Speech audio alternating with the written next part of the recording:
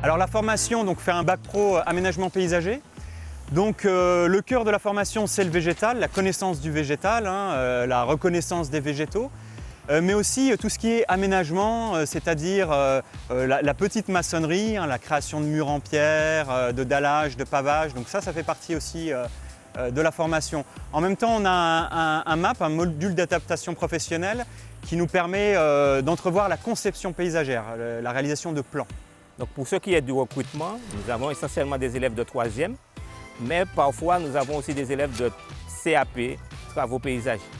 Je suis venu dans ce lycée parce que j'ai toujours aimé le contact avec la nature. Certes, je n'ai pas une très bonne approche avec tout ce qui est insectes, animal, mais justement, je trouve que venir dans une filière en aménagement paysager, ça peut m'aider à avoir une meilleure approche avec la nature.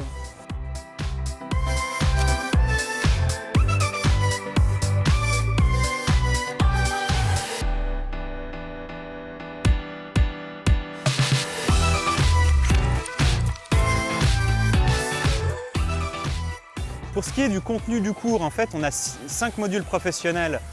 On a de la gestion de chantier, on a de la reconnaissance des végétaux, on a tout ce qui est création et entretien des infrastructures, donc ce qui est la maçonnerie paysagère, pose de clôture, des choses comme ça, et puis le machinisme. Cette filière n'est pas forcément pour les garçons. Chaque fille a sa chance dans l'aménagement paysager. Il ne faut pas avoir peur parce que c'est de la maçonnerie qu'on met notre main dans la terre. Au fur et à mesure, on apprécie cette filière et on ne regrette pas. Dans cette filière, ce que j'aime le plus, c'est la reconnaissance des végétaux. Ça veut dire qu'on va apprendre le nom scientifique commun et le genre de l'espèce. En termes de poursuite d'études, on a différentes possibilités. On a les CS, c'est les certificats de spécialisation en élagage ou en maçonnerie paysagère. On a le fameux BTS, qui est le bac plus 2.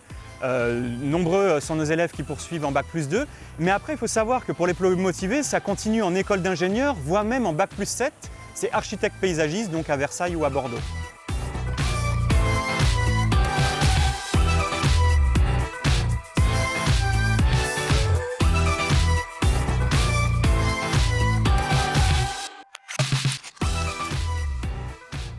Après ma formation professionnelle, j'aimerais soit devenir architecte paysagiste ou me spécialiser dans les plantes médicinales. Après cette formation, les élèves peuvent exercer des métiers en aménagement paysager, des chefs de chantier.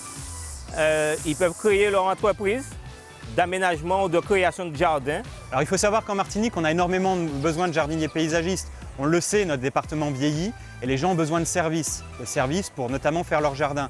Donc le métier de jardinier paysagiste, c'est un métier où le chômage n'existe pas.